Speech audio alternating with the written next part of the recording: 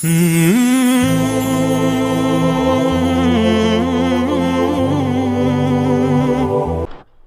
اللہ الرحمن الرحیم والصلاة والسلام علی رسولہ الکریم وعلی آلہ وصحبہ اجمعین، اما بعد۔ داعی اور مدعو میں طبیب اور مریض کا رشتہ ہوتا ہے۔ طبیب اگر مریض سے نفرت کرے علاج نہیں ہو سکتا۔ یا ایک اور مثال، داعی اور مدعو میں تاجر اور گاہک کا رشتہ ہوتا ہے۔ تاجر دکاندار اگر گاہکوں سے نفرت کرے اور بدتمیزی کا رویہ رکھے تو کتنا ہی بہترین سودا اس کی دکان پر ہو، نہیں بکے گا۔ یہی اس سے طاقتور نسبت کے ساتھ داعی کا رشتہ مدعو کے ساتھ ہوتا ہے۔ دعوت دینے والے کا رشتہ، جن کو دعوت دی جا رہی ہے ان کے ساتھ ہمدردی کا، محبت کا، الفت کا ہوتا ہے۔ یہ آیات میری اس بات پر دلالت کرتی ہیں کہ اللہ تعالیٰ کو کہنا پڑا لعلک باخع نفسک علی آثارہم ان لم یؤمنوا بہذا الحدیث اسفا، لعلک باخع نفسک اسفا، تو غم میں مر جائے گا، ان کے غم میں مر جائے گا۔ لعلک باخع نفسک الا یکونوا مؤمنین فلا تذهب نفسک علیہم حسرات من کفر فلا يحزنک کفرہ لست علیہم بمسیطر ما انت علیہم بجبار۔ ایک دفعہ میں نے یہ آیات کٹھی کی تھی، بہت زیادہ ہو گئی تھی، جن میں صرف یہ بتلایا جا رہا ہے کہ اللہ کے نبی کو کتنا غم تھا نافرمانوں کے بارے میں۔ آج کے دور کے اہل حق دعوت دینے والے اور جتنے حق سے دور لوگ ہیں، یا کفر کی شکل میں یا اسلام کے لبادے میں باطل عقائد کی شکل میں یا بدعت کی شکل میں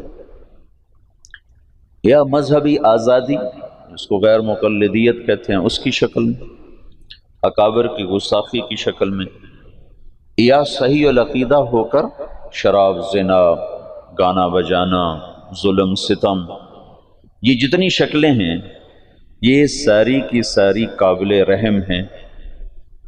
یہ مدعو ہیں، آپ داعی ہیں۔ آج اہل حق ان سے نفرت کرتے ہیں۔ کتنی یہ حق، یعنی کتنی اصل سے ہٹی ہوئی بات کہ ان سے تو محبت تھی۔ ایک آدمی کفر پہ مر جاتا تو ہمیشہ جہنم میں چلا گیا، ایک آدمی صحابہ کو برا بھلا کہتے ہوئے مر جاتا تو جہنم میں چلا گیا، ایک آدمی قبروں کو سجدے کرتا ہوا مر جاتا تو جہنم میں چلا گیا، ایک آدمی اکابر امت کی گستاخی کرتا ہوا چلا جاتا ہے تو وہ پکڑا گیا، ایک آدمی شراب، زنا میں مبتلا ہو کے مر جاتا ہے تو وہ پکڑا گیا، نمازیں چھوڑ کے مر جاتا ہے، روزے چھوڑ کے مر جاتا ہے تو گرفتار ہو گیا قانون کے مطابق۔ باقی اللہ جس کو چاہے معاف کرتا، یغفر ما دون ذلک لمن یشاء۔ اچھا، یہ جو اس طرح مر رہے ہیں، یہ مرتے ہی کتنے خوفناک انجام کا شکار۔ میرا تایا کا بیٹا تھا، جیسے زمینداروں کی زندگی ہوتی ہے ویسے اس کی زندگی تھی، جوانی میں مر گیا۔ میں نے خواب میں دیکھا، خواب میں میت جو کہتا ہے صحیح کہتا ہے۔ میں نے کہا کیا حال ہے؟ کہنے لگا آگ کے تندور میں پڑا ہوا ہوں، آگ کے تندور میں پڑا ہوا۔ ساری زندگی اس کی غفلت میں گزری، ظلم و ستم نہیں تھا، بہت ہمدرد، بہت رحم دل، غریب پرور، رعایا پرور، بس ذاتی کمیاں بے شمار بہت زیادہ تھی۔ فرائض میں بے انتہا غفلت اور شہوات میں استطالہ کہ میں آگ کے تندور میں ہوں، تو یہ قابل رحم ہے یا قابل نفرت ہے؟ آج کے مناظرانہ ذہن نے تمہیں دعوت کے غم سے ہٹا کر نفرت کے کانٹوں میں الجھا دیا ہے۔ مناظرانہ ذہن کا یہ کم سے کم نقصان ہے، زیادہ تو اس سے یہ کم سے کم نقصان ہے کہ جن سے نفرت، جن سے محبت کرنی تھی ان سے نفرت شروع کرتے۔ تعالوا الى کلمۃ سواء بیننا وبینکم الا نعبد الا اللہ۔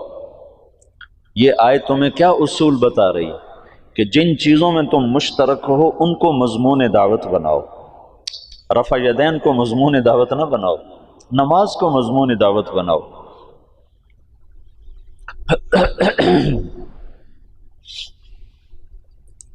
اور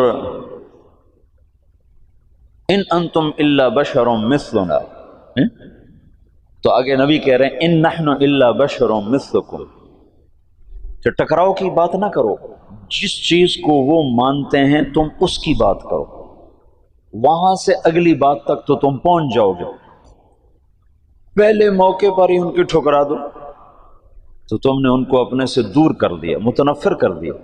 داعی اور مدعو جتنے کفر ہیں کی شکلیں ہیں، جتنی باطل کی شکلیں ہیں، جتنے غلط عقائد کی شکلیں ہیں، جتنی ہوا نفس پرستی کی شکلیں ہیں، یہ سب وہ لوگ ہیں جنہیں تم نے دعوت دینی ہے۔ یہ مدعو، تم داعی، اور تم ان سے نفرت کرنے لگ جاؤ اور ان کو غلط کہنے پہ تل جاؤ۔ غلط کہنا وقت کی ضرورت ہے یا انہیں گمراہی سے نکالنا وقت کی ضرورت ہے؟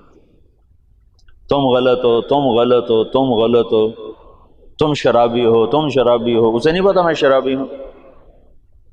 تم سود خور ہو، تم سود خور ہو، اسے معلوم نہیں میں سود خور ہوں، میں سود کھاتا ہوں۔ جھوٹے پر اللہ کی لعنت، سود کھانے والے پر اللہ کی لعنت، اب اس کو سنا رہے ہو تو تمہارے قریب کیسے آئے گا؟ اور نبی کا مضمون کیا ہے؟ لِتُخْرِجَ النَّاسَ مِنَ الظُّلُمَاتِ إِلَى النُّورِ، نہ کہ لِتُحَقِّقَ ظُلُمَاتِهِمْ فِيهِمْ، یہ تو نہیں، لِتُحَقِّقَ ظُلُمَاتِهِمْ فِيهِمْ، تو اس لیے آیا ہے کہ ان کی ظلمتیں ان کے اندر ثابت کر دے۔ کہ آج کے مناظرے کا یہ نتیجہ ہے کہ مناظرہ نفرت پیدا کرتا ہے، اور داعی نفرت نہیں کرتا ہے، محبت کرتا ہے، اسے جہنم نظر آتی ہے، وہ جہنم سے بچانے کے لیے وقت کی ضرورتوں سے بے نیاز ہو جاتا ہے۔ یا قوم، یا ابت، یا ابت، یا ابت، کتنی التجا ہے ابراہیم علیہ السلام کی دعوت، یا ابت، یا ابت، یا قوم، یا قوم، یا قوم، یا معشر قریش، یا معشر قریش۔ چونکہ سیرت کا یہ پہلو امت نے بھلا دیا تھا کہ ہم دعوت دینے والے ہیں، دعوت دینے والے کو محبت ہوتی ہے نافرمانوں سے، کافروں سے ہمدردی ہوتی ہے کہ وہ انہیں جہنم سے نکالنا چاہتا ہے، اور تم انہیں جہنمی ثابت کرنا نہیں تم جہنمی ہو، نہیں تم گمراہ ہو۔ یہ کون سی عقل والی بات؟ موت اور رزق کا جواب نہیں ہوتا، میں نے رات بھی بتایا تھا، سائل کا جواب ہوتا۔ دعوت دینے والا ایسی بات کرتا ہے کہ وہ پیٹھ پیچھے چھپ کر کہتے ہیں باتیں تو سچی کرتا ہے، ابو جہل جیسا کہہ رہا ہے سچا پر میں مانوں گا نہیں۔ کیا خوبصورت مضمون دعوت ہے کہ سب سے بڑا اعداء عدو الاسلام کہتا ہے سچا، مانوں گا نہیں۔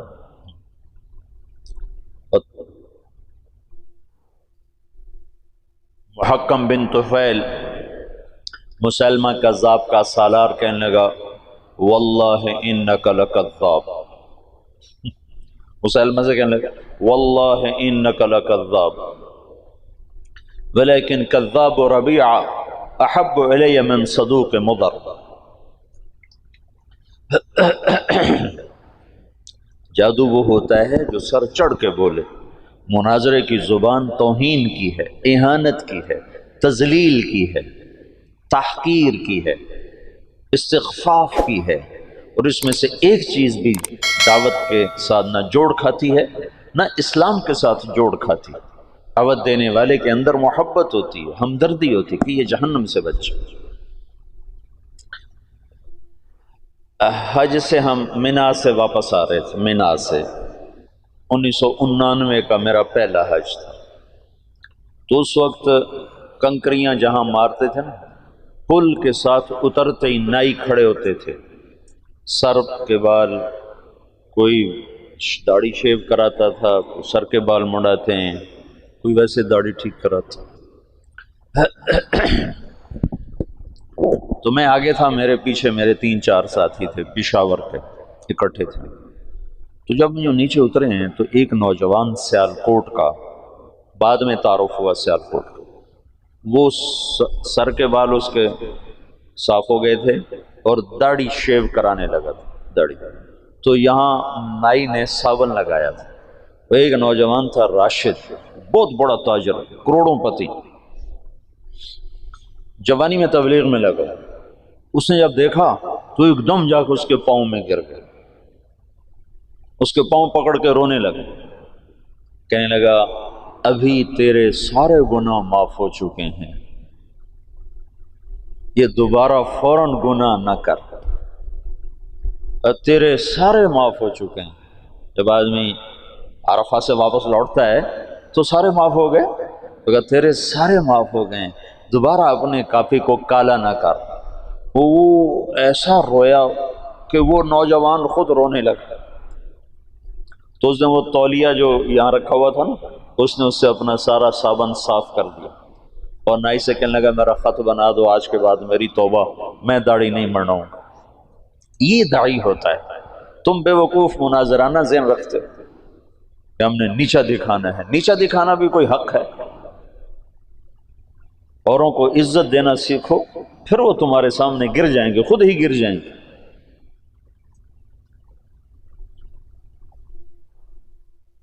دعوت دینے والے کے اندر سراسر ہمدردی ہوتی. یہ جو کیا کریں، طرز تعلیم ایسا ہے کہ طبیعت مناظرانہ بن جاتی ہے، حسن اخلاق. میں تو کھپتا رہتا ہوں کہ تمہیں یہ پہلو تمہارے سامنے لانے کی کوشش کرتا رہتا ہوں. جو تم میں سنے گا کرے گا، انشاءاللہ اس کا نفع اٹھائے گا. جو نہیں کرے گا، دنیا بھری پڑی ہے کانٹوں سے، ایک کانٹے کا اور اضافہ ہو جائے گا.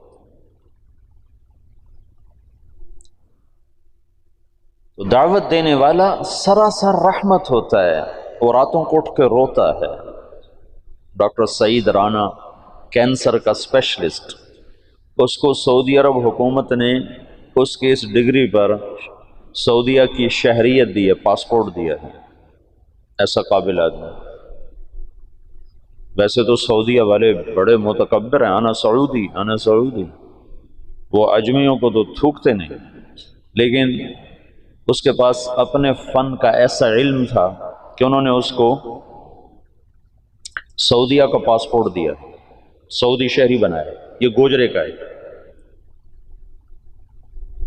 وہ مجھ سے کہنے لگا کہ میں انگلینڈ پڑھتا تھا، بیلجیم پڑھتا تھا. تو میں انگلینڈ گیا پاکستانی موسیقی کے کچھ کیسٹ خریدنے کے. بیلجیم میں ابھی اس وقت اتنا پاکستانی مجمع نہیں تھا، زیادہ مجمع انگلستان میں تھا.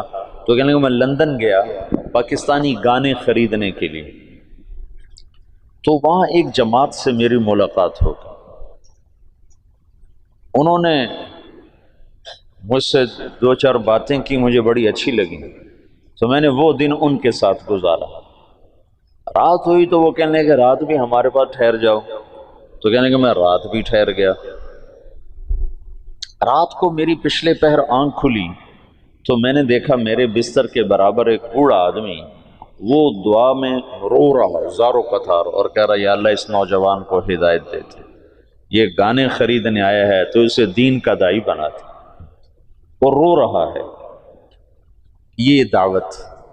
تو وہ ڈاکٹر سعید رانا کہنے لگا بس اس کے آنسوں نے نا مجھے پگھلا دیا،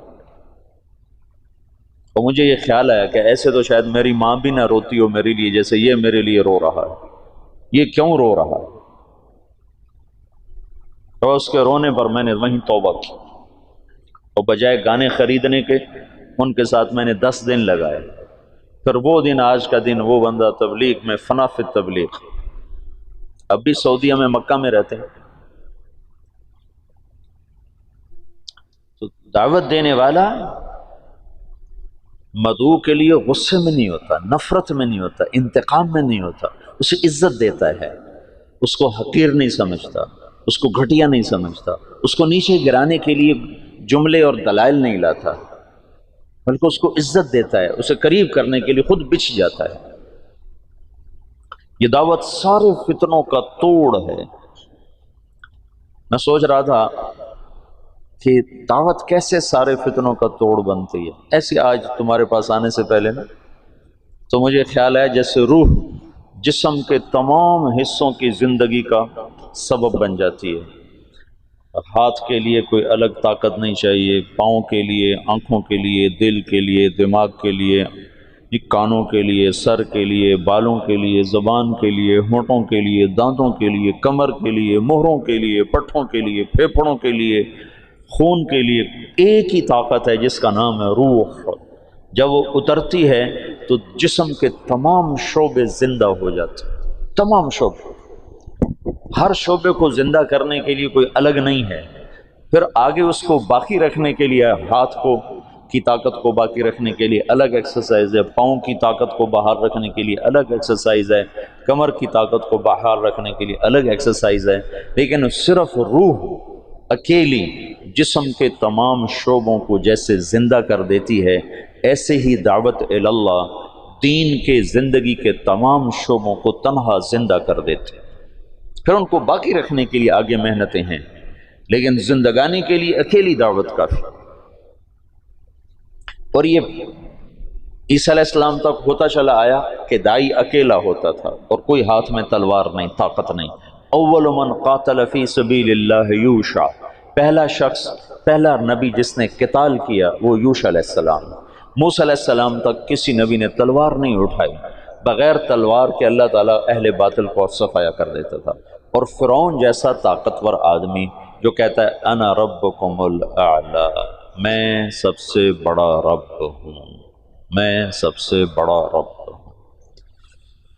اس کا جسم آج بھی سلامت، شاید میں نے پہلے بھی بتایا، اس کے جسم پر گوشت تازہ چڑھتا رہتا ہے۔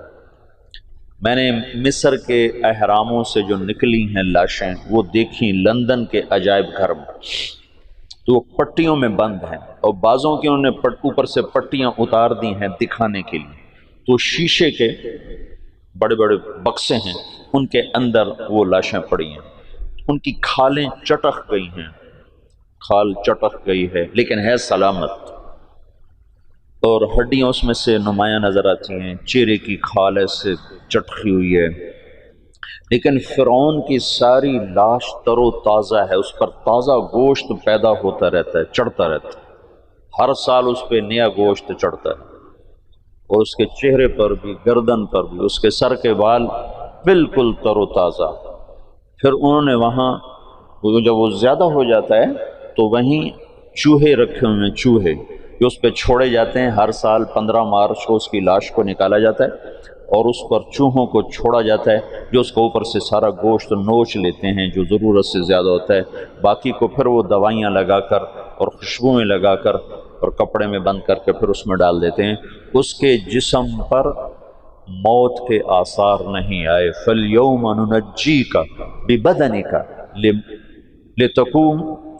لِتَكُونَ لِمَنْ خَلْفَكَ آیَةً، میں تیرے بدن کو نجات دے دوں گا، دیتا رہوں گا، باب تفیل ہے نا، کہ مسلسل تیرا جسم زندہ ہوتا رہے گا، جسم زندہ ہوتا رہے گا۔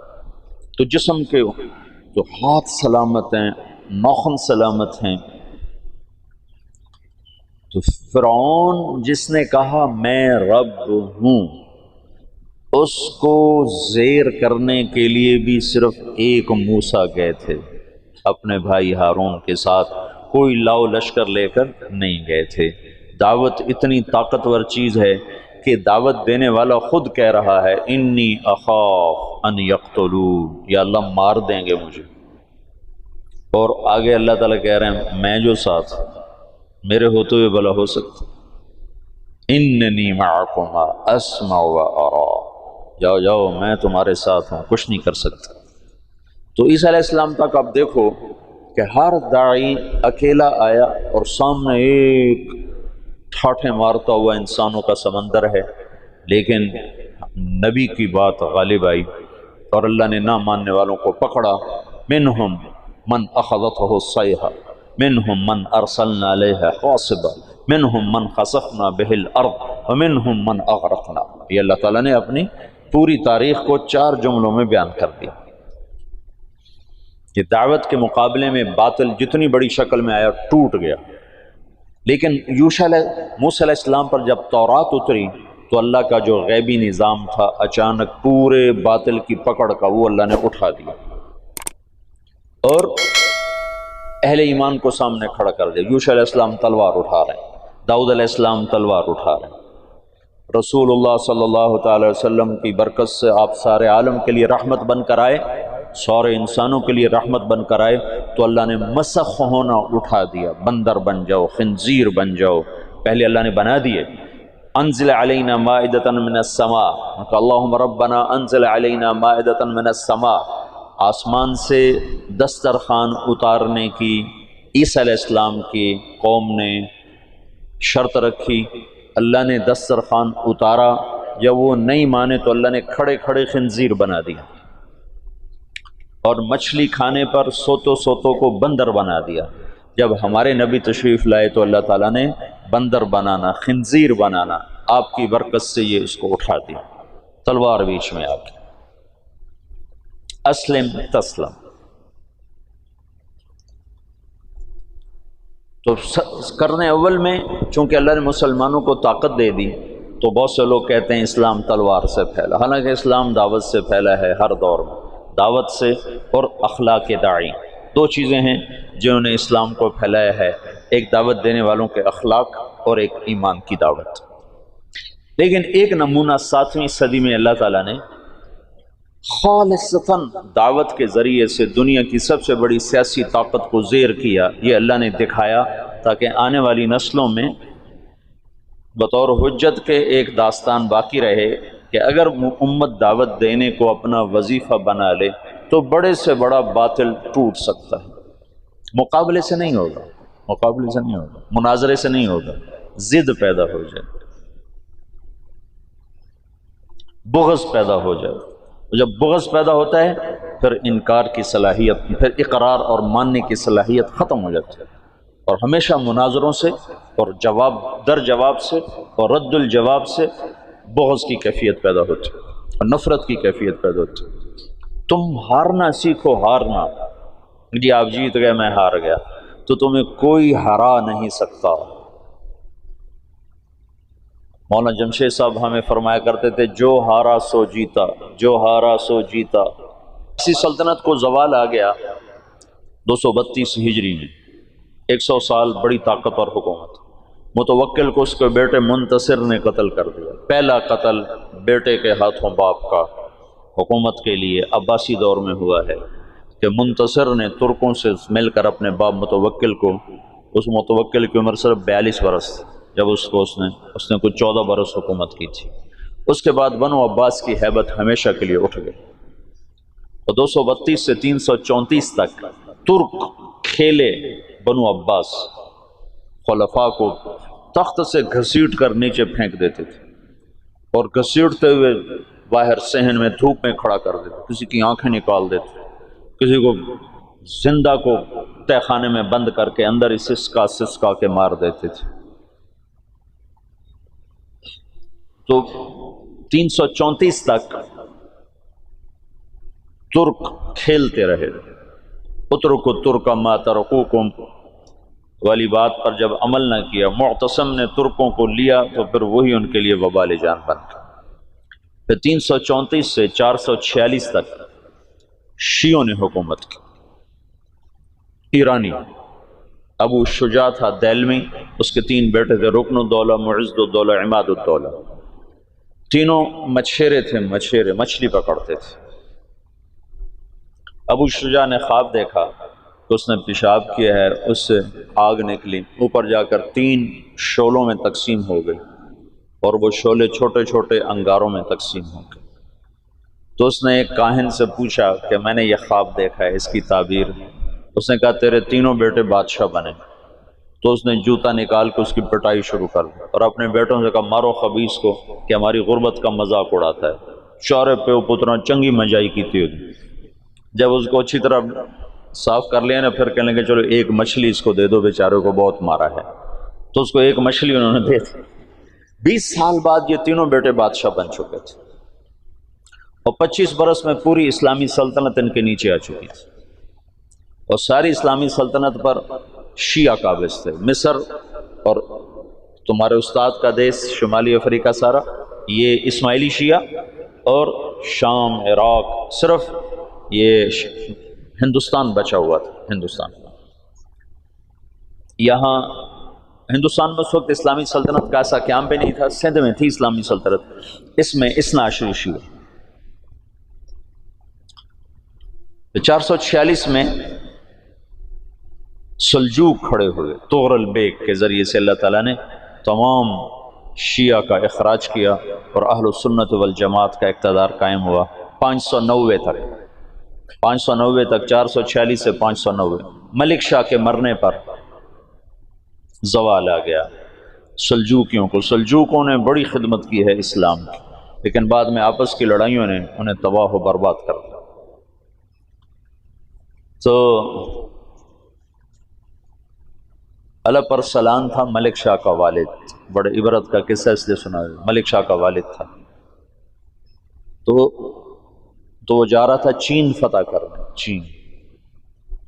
تو راستے میں ایک اس کا قلعہ تھا، اس کے جو قلعے کا جو منتظم ناظم اعلیٰ تھا اس کو بلوایا، اس نے کوئی گستاخی کر دی، تو علپ ارسلان کو غصہ آیا اور اس نے اس کے قتل کا حکم دی۔ تو وہ آگے کہنے لگا ارے مخنث، میں ایسے ہی قتل کر دیا جاؤں گا؟ تو علپ ارسلان کو اور غصہ چڑھا، تو اس نے جلاد کو ہٹا دیا اور خود تیر کمان اٹھا کے اس کو تیر مارا، ایسے سامنے کھڑا ہوگا۔ تقدیر اللہ کی غالب تھی۔ علپ ارسلان اس وقت تمام ترکوں میں سب سے نشانے باز تیر انداز شمار ہوتا تھا تمام، اور اس سامنے کھڑے پر تیر خطا چلا گیا۔ تو اس کو غصہ چڑھا، اس نے اپنا تلوار نکالی اور آگے بڑھا خود قتل کرنے کے لیے۔ تو اپنے ہی جو اس نے شاہی عبا ہوتی ہے اس میں اس کا پاؤں اٹک گیا، تو اس سے وہ گر کے اس کے سامنے جا پڑا۔ تو اس نے وہاں سے چھلانگ لگا، خنجر نکال کر سیدھا اس کے دل میں اتار دیا۔ بعد میں وہ تو قتل ہو گیا، تو اس کو اٹھا کے بستر پہ ڈالا گیا۔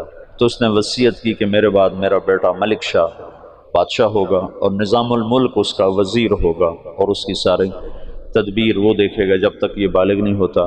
پھر اس نے کہا میں تمہیں آج ایک بات بتاتا ہوں۔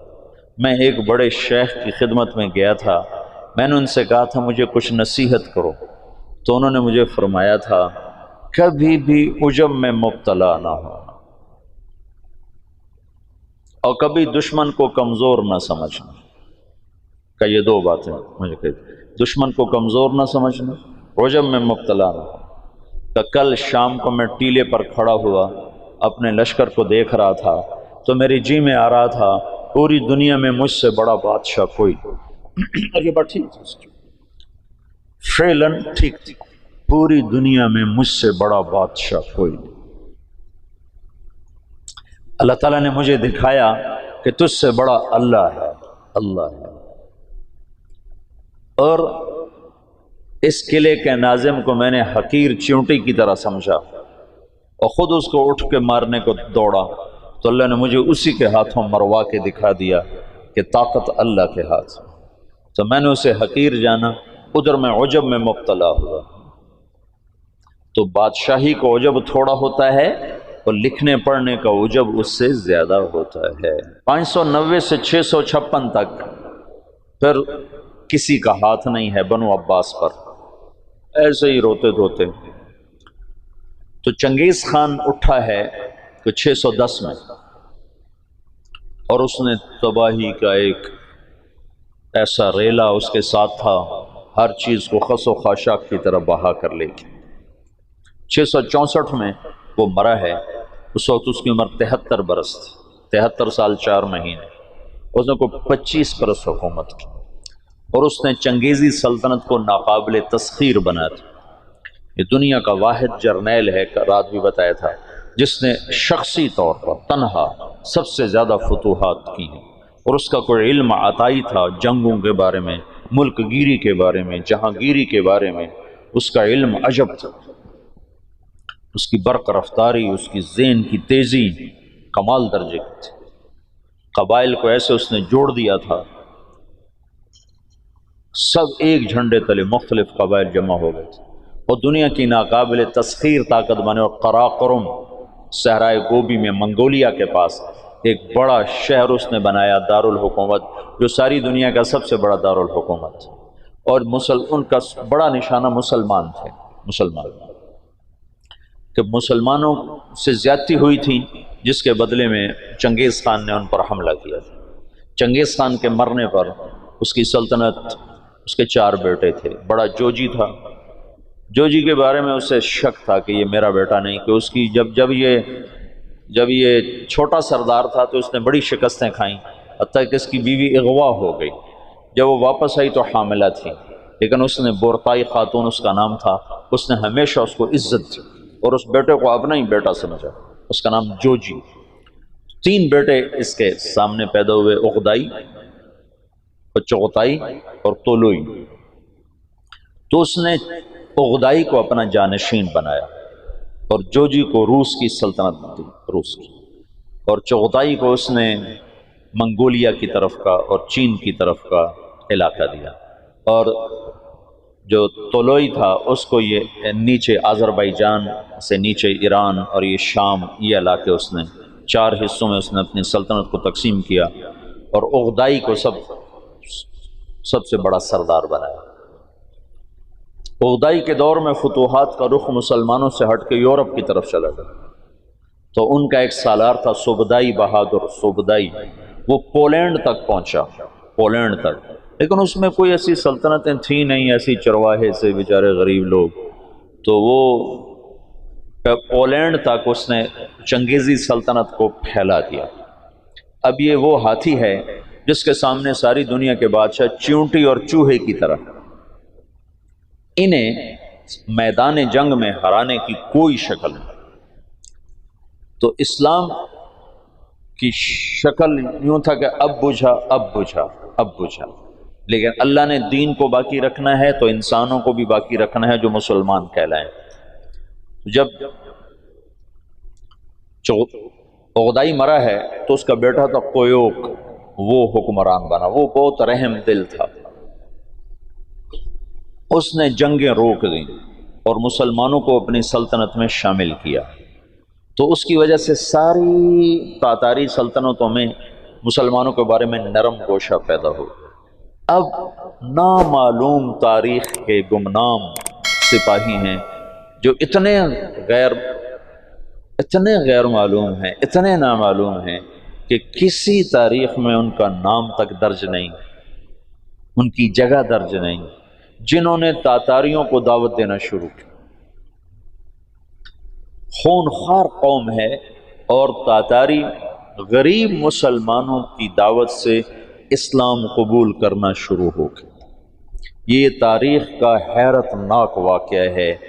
غیر مسلم مورخین بھی اور مسلم مورخین بھی جب یہاں پہنچتے ہیں تو وہ حیران ہوتے ہیں کہ کیسے ایک فاتح قوم نے مفتوح قوم کا مذہب کیسے قبول کر لیا۔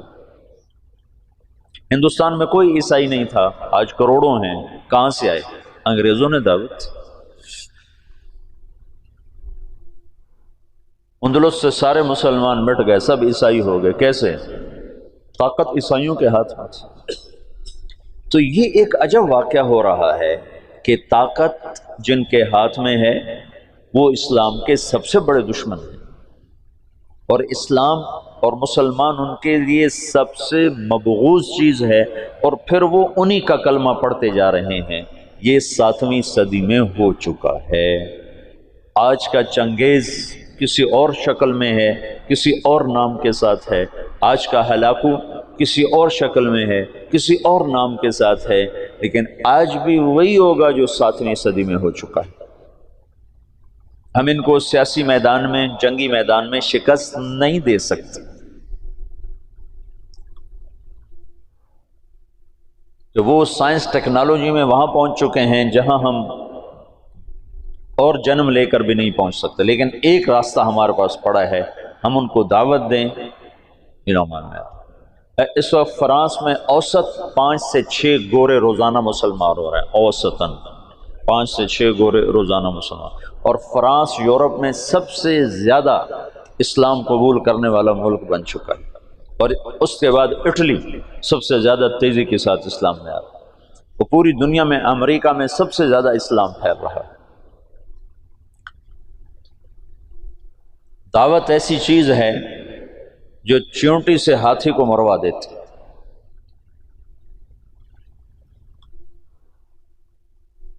اس کی نرمی سے کچھ دل نرم ہوئے اور اسلام داخل ہونا شروع ہوا۔ تو کویوک جب مرا ہے تو اس کا بعد طولوئی کے 4 بیٹے تھے، ایک قبلائی خان، ایک منگو خان، ایک بوکا خان اور ایک ہلاکو خان۔ تو اس وقت جوجی کا بیٹا ایباقا وہ سب سے بڑا سردار تھا تاتاریوں میں، تو انہوں نے مشورہ کیا کہ اب ہم کس کو اپنا خاقان بنائیں، تو ایباقا نے منگو خان کے بارے میں کہا کہ اس کو اپنا خاقان بناؤ۔ منگو اسلام دشمن تھا، اس کے دور میں بغداد تباہ ہوا ہے۔ جب بغداد پہ حملے کا لشکر نکلا ہے تو یہ جو مسلمان دائی تھے یہ جوجی کی نسل میں اپنا کام دکھا چکے تھے، اور جوجی کا پوتا برکا خان مسلمان ہو گیا۔ ان کی دعوت پر ایک وزیر مسلمان ہوا، وزیر کو جب موقع ملتا برکا خان کو اسلام کے فضائل سناتا، اس کو باتیں بڑی اچھی لگتی، پھر وہ پوچھتا تمہیں یہ باتیں کون بتاتا ہے، تو پھر وہ بڑے مناسب طریقے سے کہتا کہ یہ مسلمانوں کا دین ہے، یہ مسلمان بتاتے ہیں۔ پھر اس نے کہا مجھے مسلمانوں کا کوئی وفد ملاؤ، پھر ایک وفد اس سے ملا، انہوں نے اسلام کی دعوت دی، اسلام کے بنیادی اصول بتائے، تو برکا خان مسلمان ہوا۔ روس آج بھی دنیا کی سب سے بڑی سلطنت ہے، اس وقت بھی روس بہت بڑی سلطنت تھا، تو جتنا روسی مغل تھا اور چنگیزی تھا وہ برکا خان کی برکت سے سارے کا سارا مسلمان ہو گیا، کوئی تلوار نہیں۔ پھر ہلاکو جس نے بغداد کو تہ تیغ کر کے رکھ دیا، 15 لاکھ آدمی ذبح کرتے،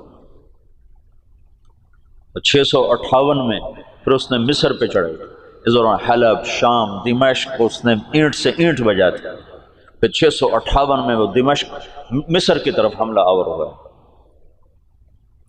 تو مصر پر اور ہندوستان پر، حالانکہ یہ دونوں ملک کے لوگ کو اتنے دلیر نہیں تھے جتنے کہ شام، عراق، یہ جو جنگجو قومیں تو یہاں تھیں، عرب، اور مصر تو مخلوط قوم تھی، ہندوستان مخلوط قومیں تھیں، لیکن کوئی اللہ کی قدرت ہے، نہ ہندوستان پہ مغل حاوی ہو سکے نہ مصر پہ حاوی ہو سکے، دونوں جگہ ہندوستان والوں نے تو طاقت سے، اور اللہ کی مدد تو دونوں کے ساتھ تھی، اور مصر والوں نے سیاست سے۔ 658 میں ہلاکو خان نے مصر پہ حملے کے لیے فوج نکالی تو اس کا بھائی منگو خان مر گیا۔ منگو کے مرنے پر یہ قانون تھا کہ جو تاتاری جہاں پر ہے جب خاقان اعظم مر جائے تو سب قراقرم پہنچیں تاکہ اگلے خان کا انتخاب کیا جا سکے، اگلے خاقان کا انتخاب کیا جا سکے۔ تو وہ وہاں سے نکلا، تو اس کی بیوی تھی وہ عیسائی ہو چکی تھی دوقوزہ، اور اس کا سالار تھا کتبوغا، وہ بھی عیسائی ہو چکا تھا۔ وہ مسلمانوں پر بہت ظلم اٹھاتے تھے، بہت ظلم اٹھاتے تھے، اور ان دونوں نے بڑی کوشش کی کہ ہلاکو خان عیسائی ہو جائے، لیکن وہ عیسائی نہیں ہوا۔ تو انہوں نے اس کی منت کی کہ تم واپس نہ جاؤ، مصر کو فتح کر لو، وہ تو مر گیا، اب تو پہنچ بھی نہیں سکتے ہیں، تو تم بعد میں جانا، پہلے مصر فتح کرو۔ اس نے کہا نہیں، یہ چنگیز خان کا قانون ہے، میں اسے پورا کروں۔ اور اس نے ایک لشکر کا حصہ شام میں چھوڑا، فلسطین میں، اور 2 حصے لے کر وہ واپس چلا گیا قراقرم کی طرف۔ تو اس موقع سے فائدہ اٹھا کر مصر والوں نے خود حملہ کر دیا۔ تو عین جالوت پر 658 میں رمضان میں یہ جنگ لڑی گئی، اور 40 سال کے بعد مسلمانوں کو پہلی فتح نصیب ہوئی، اور اس میں قطبوغا گرفتار ہوا، تو وہاں مصر میں اس کو ٹکڑے ٹکڑے کر کے ختم کیا گیا، پر وہ ایسا کم وقت تھا کہ بوٹی بوٹی ہو گئے، پر اس نے سی نہیں کی، اف نہیں کی۔ انہوں نے کہا کیا تاتاری عورتوں نے بچے جننے بند کر دیے جو میرا کوئی بدلہ نہ لے گا؟ میرا بدلہ لینے والے ضرور آئیں گے، لیکن اللہ نے وہ موقع نہ دیا۔ برقع خان ایمان لا چکا ہے۔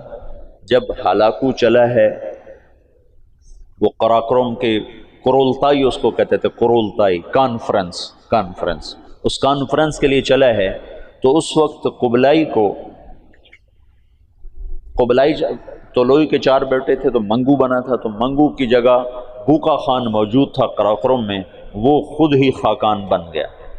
تو قبلائی کو پتہ چلا، تو وہ پھر فوج لے کر آیا، اور اس نے اپنے بھائی کے ساتھ پہلی دفعہ تاتاری آپس میں لڑنا شروع ہوئے، اور ان کی ہیبت میں کمی آئی، اور قبلائی خان نے بوقا کو شکست دی اور قراقرم پہ قبضہ کیا۔ پھر ان بھائیوں میں آپس میں بہت لڑائیاں ہوتی رہیں تخت کے لیے۔ آخر میں قبلائی خان غالب آیا، اور اس نے اپنے بھائی کو قید کر لیا، پھر قید میں وہ مر گیا بوقا، اور اس نے قراقرم کی بجائے چین کو اپنا دارالحکومت بنایا، چین فتح کیا اور چین کو اپنا دارالسلطنت بنایا۔ جب ان جنگوں سے فارغ ہوئے تو ہلاکو خان نے حملہ کیا مصر پر، تو برقع خان کو خط لکھا رکن الدین بیبرس نے کہ تم ہماری مدد کرو، تم بھی مسلمان ہو، ہم بھی مسلمان۔ تو پھر برقع خان نے ہلاکو کو خط لکھا کہ تم مسلمانوں پہ حملہ نہ کرو، ورنہ میں تم پہ حملہ کروں گا۔ تو ہلاکو نے اسے خط لکھا کہ تم نے چنگیز کا قانون نہیں پڑھا کہ تاتاری آپس میں نہیں ٹکرایا کرتے؟ تو اس نے اس کو جواب دیا کہ وہ بھی کافر تھا، تو بھی کافر ہے، تو حملہ کرے گا میں تیرے اوپر حملہ کروں۔ جب وہ مصر پہ حملہ آور ہوا تو برقع خان ہلاکو پہ حملہ آور ہوا، تو اس نے ہلاکو کو شکست دی، اور مصر اس تسلط سے نکل گیا۔ پھر ان دونوں بھائیوں کی، چچا زاد بھائیوں کے آپس میں لڑائیاں ہوئیں، جس میں ہلاکو کو آخر میں شکست ہوئی، اور اس غم سے وہ بھی 42 سال کی عمر میں فالج کے مرض سے مر گیا۔ اس کا پوتا ہلاکو کا پوتا نکودار اس کا نام تھا، پہلے وہ عیسائی ہوا، عیسائی، اور اس نے اپنا نام نکودار رکھا۔ یہ نکودار خاقانی نام نہیں ہے، لیکن بعد میں اللہ نے اس کو اسلام کی دولت دی تو مسلمان ہو کر اس نے نام احمد خان رکھا۔ ہلاکو کی نسل میں اسلام داخل ہو گیا، کوئی تلوار نہیں چلی۔ کون گمنام تھے جنہوں نے ان کو دعوت دی؟ تبلیغ کی طاقت بتا رہا ہوں۔ یہ جو جوشیلے لوگ ہیں نا تحریکوں، ایک تبلیغ سے کیا ہوگا، صرف تبلیغ سے کیا ہوگا، نری تبلیغ سے کیا ہوگا، نرے بستر اٹھانے سے کیا ہوگا، یہ بتا رہا ہوں کہ نری تبلیغ سے کیا ہوا۔ 7ویں صدی کے چنگیز کلمہ پڑھ گئے، آج کے چنگیز بھی کلمہ پڑھیں گے، زندہ رہو گے تو دیکھو گے۔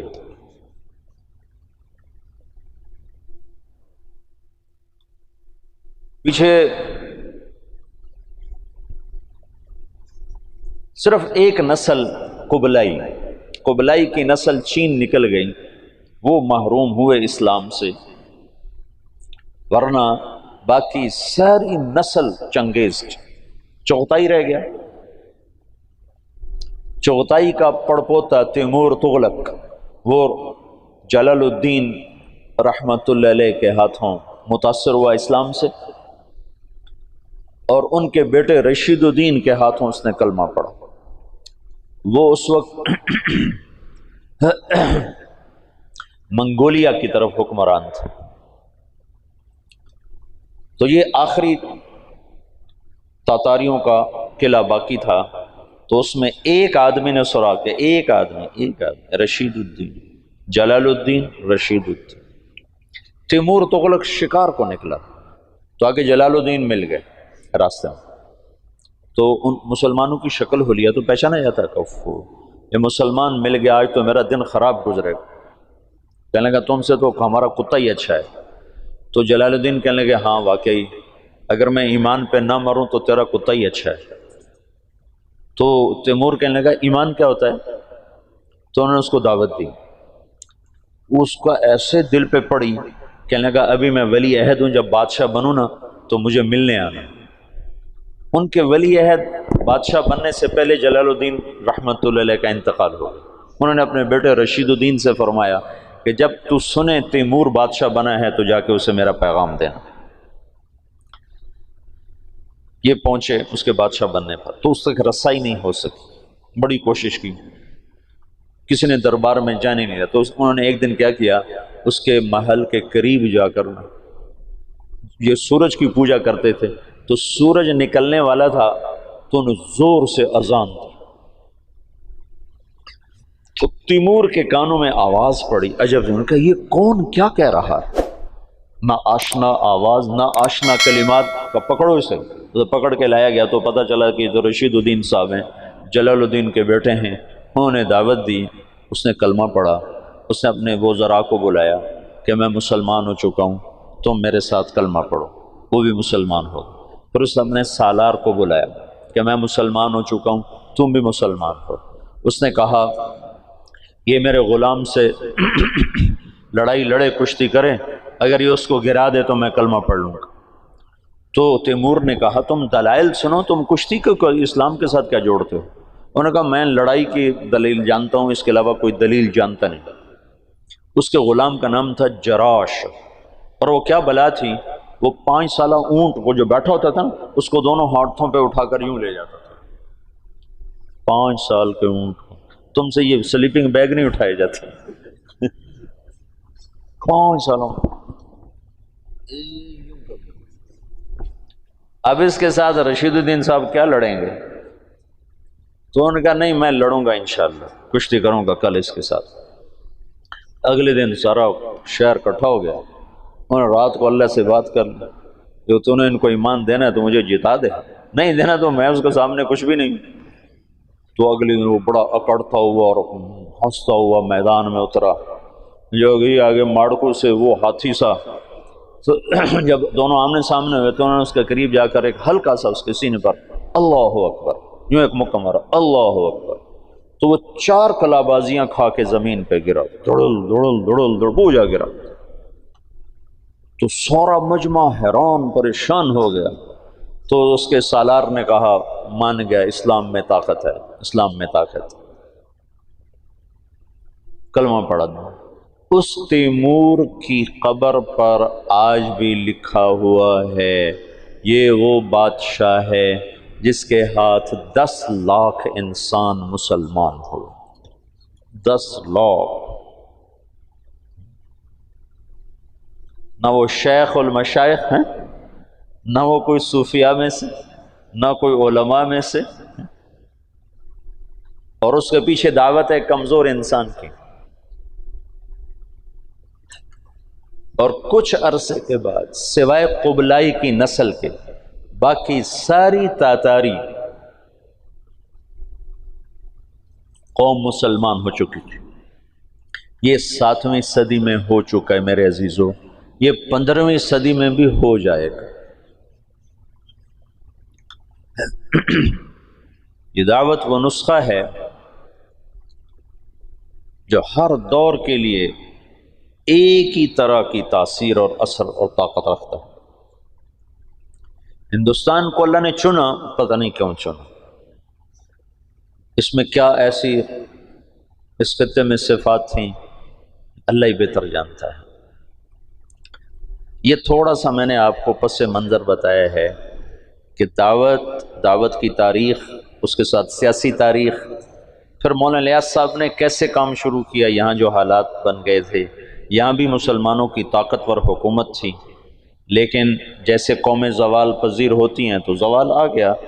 1700 یہ شاہ عالم ثانی کے دور میں وہ الو محمد شاہ رنگیلا، اس کا نام ہی رنگیلا تھا، محمد شاہ رنگیلا، ہنوز دلی دور است، شراب پی کے مست رہتا تھا۔ 24 سال حکومت کی، نکمے لوگ جب سیادت پر آ جائیں تو شیر شاہ سوری نے صرف 6 سال حکومت کی تھی، 6 سال، وہ سارے ہندوستان کو پوری دنیا میں یوں کر دیا تھا۔ اس کا نام تھا فرید خان، نام اصل تھا فرید خان، اور سہسرام بہار میں ایک چھوٹی سی جگہ تھی جہاں یہ پیدا ہوا تھا، اور سپاہی بھرتی ہوا تھا بابر کی فوج میں سپاہی بھرتی ہوا تھا۔ تو ایک دن کھانے پر بیٹھے تھے، بابر بھی بیٹھے تھے، تو سامنے گوشت کا ٹکڑا ذرا دور تھا، تو شیر شاہ سوری نے خنجر نکالا اور اس ٹکڑے کو یوں خنجر پیوست کر کے اس کو یوں اٹھایا اور اٹھا کر اپنے سامنے رکھا۔ تو بابر یہ سارا دیکھ رہا تھا، تو اس نے بعد میں اٹھ کر کہا یہ نوجوان میں مجھے اقتدار کی نظر آ رہی، یہ مجھے خطرہ نظر آ رہا ہے، اس پر نظر رکھی جائے۔ صرف اتنی بات سے اس نے کہا اس پر نظر رکھی جائے، اور وہ نظر کیا رکھتے، تقدیر اس کے حق میں آ چکی تھی، وہ اللہ تعالیٰ نے اس کو اقتدار دیا، حکومت صرف 6 سال کی حکومت میں اس نے ہندوستان کو پوری دنیا سے یوں اونچا کر دیا، اور یہ کم وقت 24 سال حکمران رہا، اور صبح شراب کا دور چلتا تھا اور شام تک چلتا تھا۔ شاہ عالم کے دور میں تو اس کو غلام قادر روہیلا نے اس کی آنکھیں نکال دی تھی، تو شاہ عالم کے دور میں انگریز لال قلعے میں داخل ہو گئے۔ 1757 میں پلاسی میں نواب سراج الدولہ کو شکست ہوئی، اور 1799 میں جو آخری امید تھی ٹیپو سلطان، اس کو سرنگا پٹم میں شکست ہوئی، میسور۔ یہ اس کا جو باپ تھا نا حیدر علی، یہ چنیوٹ کا تھا، چنیوٹ کے پاس ایک جگہ یہاں کا تھا۔ یہاں سے پھرتے پھراتے دکن پہنچا، وہاں سپاہی بھرتی ہوا، ہندو راجہ کی فوج، سپاہی سے ترقی کر کے سالار بنا، سالار سے حاکم بنا، پھر اس کا بیٹا ٹیپو۔ دونوں بڑے اونچے لوگ تھے پر ان کی تقدیر ہار گئی تھی، تقدیر۔ میں وہ لندن میں گیا نا پچھلے سال، تو وہ سلطان ٹیپو کی وہ پڑی ہوئی ہے تلوار جس سے وہ آخری وقت لڑتے ہوئے شہید ہوا، اور اس کی ٹوپی جو سر پہ رکھا کرتا تھا، اور اس کی وہ عبا جس میں وہ خون کے چھینٹے اب بھی لگے ہوئے تھے، اور اس کا تخت جس پہ وہ بیٹھا کرتا تھا، اور تخت کے نیچے پاؤں رکھنے کی جو جگہ نا، پاؤں ایسے پاؤں، وہ ایک شیر کا سر تھا، اتنا بڑا سر، خالص سونے سے بنا ہوا، خالص، اور اس کی زبان ایسے باہر نکلی ہوئی، تو اس کے اوپر وہ پاؤں رکھ کے بیٹھا کرتا تھا۔ اور اس کو ایڈمبرا کا ایک سپاہی نے، وہ تو گولیاں لگ کے ختم تھے، مرے کو مارا تھا، مرے کو مارے شاہ مدار، تو وہ ایک ایڈمبرا کا سپاہی تھا، اس نے اس کو شہید کیا تھا۔ تو سارا ساز و سامان وہاں پڑا ہوا ہے اس کے عجائب گھر میں، دیکھا میں نے جا کے، اس کی شال بھی، اور اس کی ساری وہ کمان بھی، تیر بھی، ساروں نے ایک جگہ پر ایسے لگائے ہوئے ہیں۔ وہ آخری امید تھی مسلمانوں کو۔ 1799 میں وہ شہید ہوا ہے، تو جنرل ہیرس نے کہا ہندوستان ہمارا ہے۔ پھر 1834 میں لارڈ میکالے آیا پہلی دفعہ کہ یہاں کے مسلمانوں کو قابو کرنے کے لیے کیا پالیسی بنائی جائے اور تعلیمی نظام کیسے فٹ کیا جائے۔ پھر 1857 میں ایک آخری کوشش تھی جنگ آزادی کی، جو ایک ہلا گلا تھا، کوئی تدبیر نہیں تھی، اس لیے اس نے ناکام ہی ہونا تھا، لیکن اس میں مرزا الہی بخش اور نواب شجاع الدولہ اور نجف خان اور رجب علی خان، یہ سازشی مہرے تھے جو انگریزوں سے ساز باز کر کے انہیں دلی تک پہنچنے کا راستہ ہموار کیا۔ اس کے صلے میں ان کو جاگیریں ملیں، بہت کچھ ملا۔ جنرل بخت خان تھا جو راجپوت تھا، جویا خاندان سے تھا، بخت خان، وہ آخر دم تک لڑا، آخر دم تک لڑا۔ بہادر شاہ ظفر سے اس نے کہا میرے ساتھ نکل چلو، میں دوبارہ لشکر منظم کروں گا، لیکن تقدیر ہار جائے تو کوئی تدبیر کام نہیں آتی۔ تو بہادر شاہ ظفر کے 18 بیٹے تھے، جب انگریزوں نے دوبارہ قبضہ کیا تو 18 کو ذبح کر کے ان کے سر بڑے تھال میں سجا کر بہادر شاہ کو پیش کیے تھے۔ اس وقت اس کی عمر کوئی 83-84 سال تھی۔ اتنے بیٹوں کے کٹے سر دیکھنا تھال میں، پھر اس کو انہیں رنگون جلا وطن کر دیا، وہیں جلا وطنی میں اس کا انتقال ہوا۔ اس کی بیگم تھی وہ بھی وہیں مری۔ اوہ، عجب داستان ہے۔ تو اب سیاسی طور پر ابھرنے کے کوئی آثار نہیں تھے، سیاسی طور پر ابھرنے کوئی آثار نہیں تھے۔ اب یہاں سے مولانا الیاس کا دور شروع ہوتا ہے۔